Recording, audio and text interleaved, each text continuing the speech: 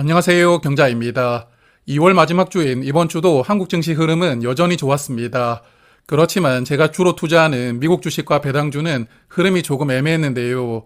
그래서 이번 주는 매도했던 종목도 있었고 또 물을 탔던 종목도 많았는데 이런 내용들은 차차 말씀을 드리도록 하고요. 그러면 먼저 미국 시장부터 살펴보도록 하겠습니다. 자, 먼저 이번 주는 전 세계 시가총액 1위 기업인 엔비디아가 실적을 발표했잖아요. 여기 표를 보시면 매출액과 이익 모두 전 분기보다 당연히 성장했고 시장 예상치도 상회했습니다. 매출액은 시장 예상치보다 11%가 늘어났고 이익도 5% 이상 늘어나면서 아주 좋은 실적을 발표하더라고요.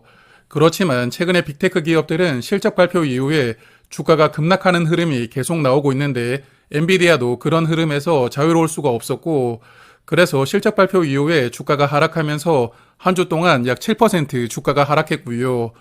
이번 주 미국 증시에도 영향을 많이 주었습니다. 그래서 이번 주 미국 시장은 다시 하락 마감하였습니다. S&P 500이 0.4%로 가장 적게 빠졌고 나스닥과 다우지수는 약 1% 정도 하락하면서 저번 주에 상승분을 거의 다 반납을 하게 되었거든요. 그래서 지난 11월부터 미국 시장은 약 4개월 연속으로 조정을 계속 이어가고 있는 흐름입니다. 자, 그러다 보니까 제가 투자하는 미국 주식 중에서는 큐디보가 이번 주에 주가가 또 내려왔거든요. 그래서 이번에도 50만 원을 한전하고 매수를 걸어놓고 잠을 잤는데 아침에 일어나 보니까 체결이 되어 있더라고요. 그래서 큐디보는 주가가 빠질 때마다 조금씩 계속 물을 타고 있습니다. 그래서 잔고를 보면 큐디보도 어느덧 5,300달러 정도 매수하고 있기 때문에 이제는 디보와 투자 규모가 거의 비슷해지고 있고요. 그래서 다음 주에는 분배금을 받을 테니까 주가가 더 빠지면 50만 원 정도를 환전하고 분배금까지 합산해서 또 수량을 조금 더 늘려볼 생각입니다. 그리고 디보와 JPQ는 아직까지 수익률이 괜찮으니까요. 당분간은 분배금만 계속 받으면서 가지고 있을 계획입니다. 자, 그러면 이제 한국 시장인데요. 코스피가 이번 주도 크게 상승하면서 이제는 6천까지 돌파하였습니다. 그래서 정말 엄청난 속도로 계속 올라오고 있고 특히 개인이 주축이 되어가지고 시장을 계속 밀어올리고 있거든요. 이번 주에 개인은 약 5조 7천억 원을 매수했고 기관도 약 5조 5천억 원을 매수를 했지만 기관 중에서는 ETF 자금으로 매수하는 금융투자의 자금이 많이 들어왔더라고요. 그래서 결론적으로 개인이 주축이 되어가지고 시장을 밀어올리고 있다고 볼 수가 있겠는데 다만 외국인의 매도세도 만만치 않습니다.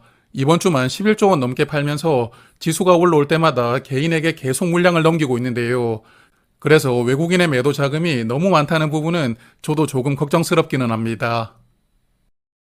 사실 그래서 요즘 같은 상황을 보고 있으면 예전에 코로나 시절이 다시 반복되는 것인가 그런 우려도 있거든요.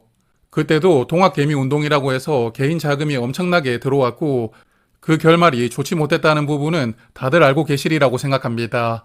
그래서 또 한 번 역사가 반복되나 걱정을 하고 있지만 그래도 이번에는 정부가 강력하게 드라이브를 걸어주고 있다는 게 그때와는 큰 차이점이라고 생각을 하거든요.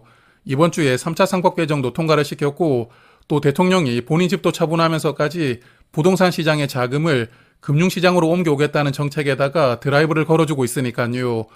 한국 시장은 정말 빠르게 올라왔기 때문에 조정은 어느 정도는 받겠지만 그래도 과거의 박스피 시절로 돌아가지는 않을 것이라고 생각하고 있고요. 그런 관점으로 저는 한국 시장을 투자하고 있습니다.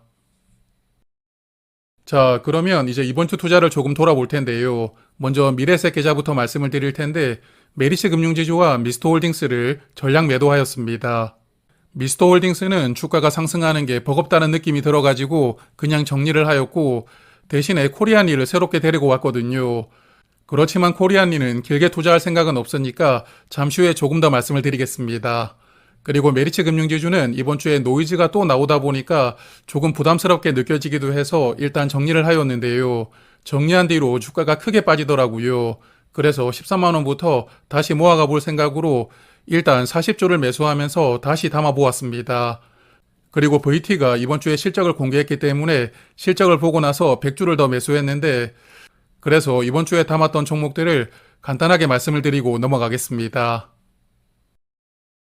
자, 먼저 메리츠 금융지주입니다. 이번 주에 좋지 않은 뉴스가 여러 개가 나왔는데 지난번에 합병 과정에서 임원들이 미공개 정보를 이용했다는 뉴스가 대표적이었거든요. 사실 그래서 이 뉴스는 예전에도 한번 나왔었고 실제로 어떻게 결론이 나올지는 모르겠지만 메리츠가 정부와의 관계가 그렇게 매끄럽지 못하다는 생각이 들더라고요. 그래서 수익이 어느 정도는 나왔으니까 일단은 매도하고 조금 지켜봐야 되겠다는 생각으로 이번 주에 전량 매도하였습니다. 그런데 제가 매도한 이후로도 주가가 정말 크게 빠지더라고요. 사실 메리츠 금융지주가 현재 분위기가 좋지는 않지만 그래도 주주하는 측면으로 보면 이만한 종목도 없거든요.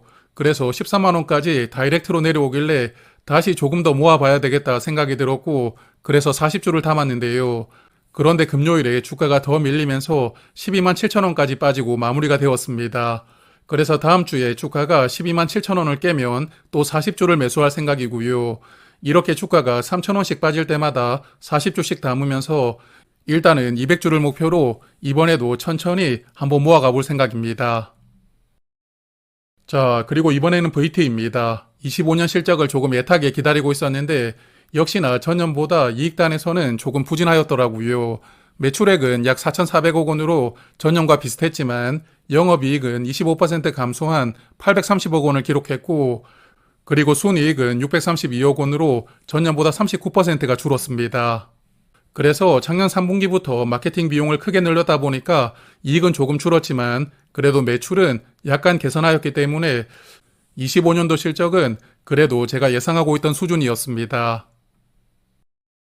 그리고 증권사들이 예상했던 컨센과 비교를 해보니까 그래도 컨센에는 거의 부합된 실적이더라고요. 매출액은 거의 동일했고 영업이익은 1% 증가니까 뭐 거의 동일한 수준이었습니다. 그래서 4분기 실적을 조금 걱정하고 있었는데 그래도 이 정도면 선방했다 생각이 들었고요. 실적 발표가 나왔던 목요일에 100주를 더 매수하였습니다. 그래서 이번 주에 100주를 더 담았고 금요일에는 주가가 조금 오르길래 잘 샀다 생각을 하고 있었거든요. 그렇지만 아니나 다를까 오후에 또 결국 빼버렸습니다. 그래서 거의 10일 연속으로 주가가 빠지는 것 같고 지난번에 바닥을 또 한번 확인하러 달려가고 있거든요. 그리고 금요일에 장을 보니까 MSCI 스몰캡 지수에 빠지면서 외국인들끼리 물량을 많이 주고받았더라고요. 그래서 지수에 편출되는 것 때문에 주가가 다시 빠진 것은 아닌가 생각을 해보고 있기는 한데 여하튼 VT가 참 힘든 종목입니다. 그래서 이번 주에도 100주를 더 매수했으니까 이제는 올해 1분기 실적을 발표할 때까지는 그냥 시간을 보내면서 인내를 해야 되지 않을까 생각합니다. 자, 그리고 마지막은 코리안리입니다. 사실 코리안리는 배당 기준일 전까지만 보유하면서 짧게 가지고 있을 생각이거든요. 그래서 간단하게 말씀을 드리면 25년 배당금은 570원 지급되고 배당 기준일이 4월 1일이니까요. 3월 29일에 보유를 하시면 배당금을 받을 수가 있습니다. 그리고 코리안리도 주가가 꽤 올라왔다가 이번 주에 큰 음봉을 맞았는데요. 그래도 아직까지는 매수했던 가격보다는 약간 위에서 머물고 있거든요. 그래서 배당 기준일 전까지 주가가 조금 더 상승하면 그냥 이 수량 그대로 가지고 있다가 정리할 생각이고 혹시나 주가가 평단가를 깨고 내려오면 추가로 더 매수를 하면서 물을 타고요. 그리고 배당금을 받으면서 조금 더 길게 가지고 있어야 될 것 같은데 여하튼 3월 29일까지는 판단할 수 있는 시간이 남아 있으니까요. 앞으로의 주가 흐름을 보면서 결정을 해볼 생각입니다. 자, 그래서 잔고를 보면 이번 주 KT는 배당락이 나왔는데 배당금보다 훨씬 많이 주가가 빠지더라고요. 거의 일주일 만에 주가가 20% 정도 내린 것은 아닌가 싶은데 여하튼 배당락을 세게 얻어맞았고 그리고 저번 주에 100주를 매수했던 미국 배당 다우존스도 저번 주보다는 주가가 조금 빠져 있습니다. 그래서 제가 매수를 하면 10번 중에 한 8번은 주가가 내리니까요. 개인적으로도 어떻게 이렇게 고점만 쏙쏙 골라가지고 매수하는지 저도 참 신기하기도 합니다. 그리고 나머지 종목들은 조금 전에 말씀을 드렸으니까요. 미래에셋 계좌는 여기까지 보고 이제 다음 계좌로 넘어가겠습니다. 자, 그러면 두 번째는 ISA 계좌입니다. 이번 주에 ISA 계좌에서는 주가가 빠지는 미국 ETF들을 골고루 물을 타보았고요. 분별하게 나왔던 타이거 미국 나스닥 커버드 콜은 100주를 더 매수했고 코덱스 미국 성장 커버드 콜은 목요일에 100주 그리고 금요일에도 100주를 더 매수하면서 이번 주에 200주를 담았습니다. 그리고 저에게 고민을 선물해주고 있는 코덱스 미국 소프트웨어도 일단 이번 주에 100주를 더 매수하면서 물을 타보았고요. 그리고 마지막으로 원큐 미국 우주항공테크도 이번 주에 주가가 평단가 아래로 내려갔기 때문에 100주를 더 매수하고 물을 타보았습니다. 자, 그래서 이번 주에 매수했던 종목 중에 두 종목을 조금 더 말씀을 드릴 텐데, 먼저 미국 소프트웨어이거든요. 이번 주 초만 하더라도 인공지능이 소프트웨어 시장을 잠식한다는 공포가 여전히 이어졌지만, 그래도 주 중반에는 인공지능은 소프트웨어를 보완해 줄 것이다 라는 인식이 조금 확산되더라고요. 그리고 사실 올해 들어서 주가가 너무나 크게 빠졌기 때문에 기술적으로도 반등이 조금 나올 타이밍이었으니까요. 미국 소프트웨어 종목들의 하락은 이번 주는 그래도 조금 진정되는 흐름이 나왔습니다. 그래서 개인적인 예상으로는 이 종목의 최근 저점인 11,000원대까지 또 내려가지는 않을 것이라고 예상하지만 미국 시장이 전체적으로 조정을 받으면 이 종목도 뭐 어쩔 수가 없을 테니까요. 주가가 11,000원 근처로 내려오면 마지막으로 100주를 더 매수하고 매수는 마무리할 생각입니다. 그리고 그동안에 꾸준하게 물을 탔다 보니까 그래도 평단가를 이제 13,000원대 중반까지는 내려두었는데요. 그래서 나중에 평단가를 회복하면 100주씩 천천히 매도할 생각을 하고 있는데 앞으로도 주가가 10%는 더 올라와야 가능한 이야기니까요. 아마도 꽤 오랜 시간 함께 해야 되지 않을까 생각합니다. 자, 그리고 미국 우주항공도 조금 말씀을 드리겠습니다. 아마 이 종목을 투자하시는 분들은 전부 스페이스X 상장을 기다리면서 미리 담고 계신다고 생각하거든요.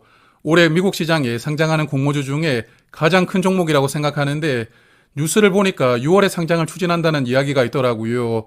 그래서 빠르면 올해 여름에 상장하지 않을까 예상도 하는데 여하튼 저도 스페이스X 상장을 앞두고 우주항공 테마 쪽으로 관심이 크게 쏠릴 것을 기대하면서 이 종목을 미리 담고 있습니다.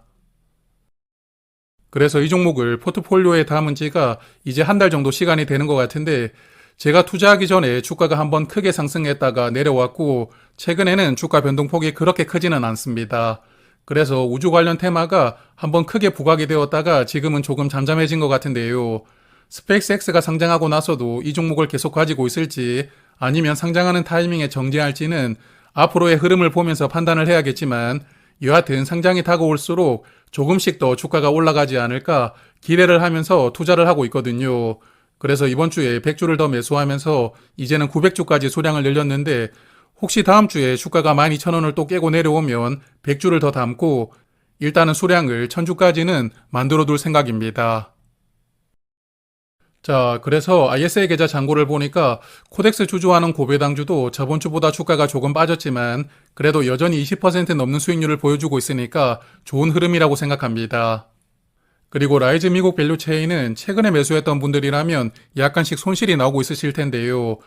저는 현재 약 20% 정도 수익 구간이긴 한데 앞으로 주가가 조금 더 내려가서 수익률이 10% 아래로 빠지면 그때는 조금 더 담아볼 생각입니다. 그리고 타이거 미국 나스닥 커버드콜과 코덱스 미국 성장 커버드콜은 이번 주에 물을 탔지만 그래도 주가가 약 1% 정도는 마이너스 상황이거든요. 그래서 수익률이 조금 더 내려가서 마이너스 3%까지 빠지면 두 종목은 또 100주씩 물을 타고요. 평단가를 천천히 내려줄 생각입니다. 그리고 저번 주에 본전 이상 올라왔다고 기뻐했던 맥쿼리 인프라는 이번 주에 또 내리 빠지면서 다시 3% 정도까지 손실로 바뀌어 있더라고요. 그래서 계좌를 볼 때마다 참 못났다는 생각을 자주 하게 되는데 여하튼 다음번에도 평단가 이상 올라오면 조금씩 매도하고 매도한 수량만큼은 타이거 리츠로 계속 갈아탈 생각입니다.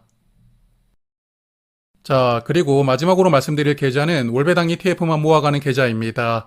이번 주에 월말 기준으로 분배하는 친구들의 분배락이 나왔거든요. 그리고 네 종목 중에 플러스 고배당주는 단기간에 주가가 많이 올라왔다 보니까 이번에는 매수를 하지 말까 생각도 조금 했었거든요. 그렇지만 또 길게 보면 지금보다는 주가가 더 올라간다고 생각을 하니까 그냥 분배락에 나왔던 목요일에는 네 종목을 각각 100만원씩 매수를 하였고요. 이번 달도 월배당 ETF들의 수량을 조금씩 더 늘려두었습니다.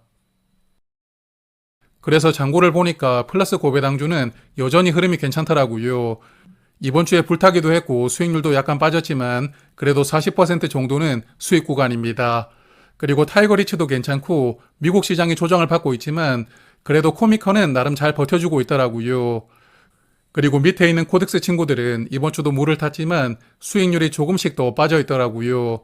그래서 이제는 6%까지 내려왔는데 여하튼 다음 주도 주가가 또 빠지면 100만원씩 더 매수를 하고 조금씩은 더 평단가를 내려봐야 되지 않을까 그런 생각이 들고 있습니다. 자, 그러면 오늘은 여기까지 말씀을 드리고요. 남은 연휴 동안에도 편안하시고 또 건강하게 보내시길 바라겠습니다. 고맙습니다.